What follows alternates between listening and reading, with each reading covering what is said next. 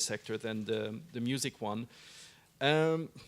It's not often that a company involved in the creative media sector refers to a Google study, but I will actually do it here because, interestingly, a few years ago, Google commissioned a study from the Boston Consulting Group, which found that 53% of the digital sector's contribution to GDP was basically being made through private consumption. And it looked at what kind of private consumption we are looking at here. And it found that mostly we were talking about travel services, but also media and entertainment services. And 53% is really substantial. And considering this, I really think it underlines to what extent we need to be in a position to be able to monetize this economic activity that is taking place in the online world, not only to generate profits and revenues for a company, but also more generally from a societal point of view to generate growth, create employment, and also an important point nowadays, make sure that tax revenues are channeled back to the state.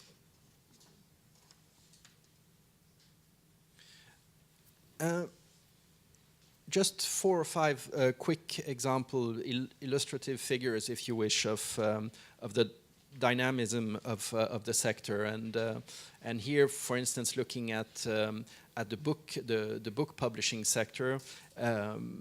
Figures that have been released by the European Federation of Publishers shows that there are still, even though we're facing challenges, piracy and so on, more than 500,000 new books that are published every year, which is something really to keep in mind.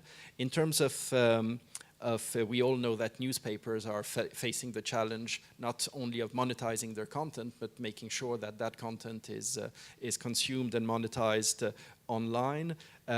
It's interesting to look at the studies that are regularly published by PricewaterhouseCoopers, the Global Entertainment and Media Outlook, and looking at the years 2012 to 2016, what is predicted is that the digital paid circulation of newspaper will experience an annual growth between 2012 and 2016 of more than 100% on average, which is quite extraordinary. Another amazing figure that I would like to mention here also, at European level, I think we looking at delivery of audiovisual content, whether it's TV programs, documentaries, films, TV series, we tend to spend a lot of time looking at the actual amount of legitimate services that are out there on the internet or through IPTV. But I think ultimately, I think the market will stabilize. I don't think we can have a market necessarily in each country of several hundred platforms of delivery. I don't know exactly where the number will stabilize, but it will stabilize somewhere. But what is interesting is forgetting for a while the number of legitimate services, but looking at the number of online transactions, whether it's rental, video on demand, whether it's selling audiovisual content, digital sell-through as it is referred to in the industry. And I actually couldn't believe the figure myself when I saw it, and actually we called through a trade association that represents us, Screen Digest, to really see if the figure was correct, but it is. What the sector has experienced in terms of movie transactions between 2006 and 2012 is a growth of 2,350% and reaching 58.8 million transaction in 2012. And this is basically a figure that covers 22 countries of the European economic area. Really a mind-boggling figure, but again, one that shows the dynamism of the sector.